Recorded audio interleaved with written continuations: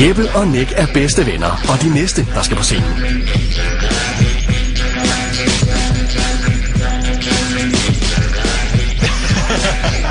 Hvor er det fantastisk. Vi er varmet fuldstændig op, drenge. Klar. Der er 3 dommer dernede. Værsgo.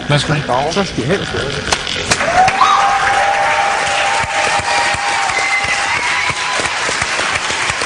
Godt nok har vi ikke siddet her uendelig lang tid, men derfor kan man godt kede sig allerede på forhånd. Og jeg vil sige, at på baggrund af hvad jeg ser foran mig her, der keder jeg mig allerede frygteligt. I har stået derhjemme og tænkt, lad mig tage en rød hat på. Og hvis du tager en rød hat på, så tager jeg en høj sort hat på. Men jeg glæder mig allerede til voteringen. Lad mig sige det på den måde. Kom i gang, drenge, og spil ikke min tid mere. Sådan.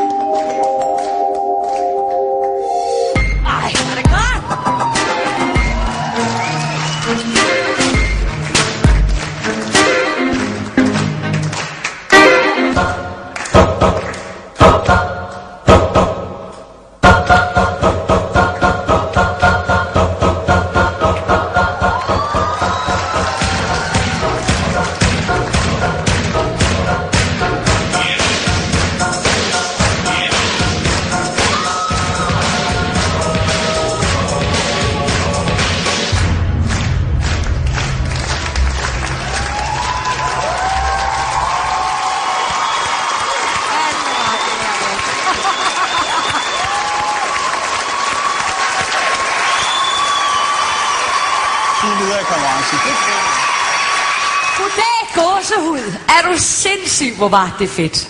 I er så overlegne, og jeg elsker sådan noget. Det var bare overraskelsesmomentet, der var surprise i det. I er så knalddygtige, altså. Det er helt vildt. Jeg er solgt. Tak. Det er således, at frøken Stein nogle gange, der følelserne løber af med hende. Derfor er det godt, hun sidder sammen med nogle strikte herrer, som ikke lader sig rive med af pøblen, der applauderer. Men det er krafteddermame godt, det laver. Det må jeg sige. Nå. Der kom den alligevel, hva'? Ja. altså bortset fra, I minder mig uheldigt meget om nogle rigtig beskidte drømme, jeg har. Ej, hvordan er det at være inde i Martins Hals hoved? Jeg tror ikke, der er så meget plads. 3 blændende jer. Vi ses.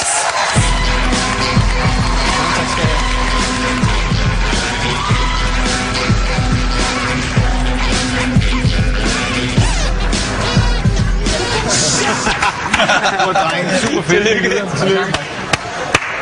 Hvordan gjorde de det? Det ved jeg ikke. Men de kan noget, de der knægte. Ja, de har det, vi kalder talent. Ja.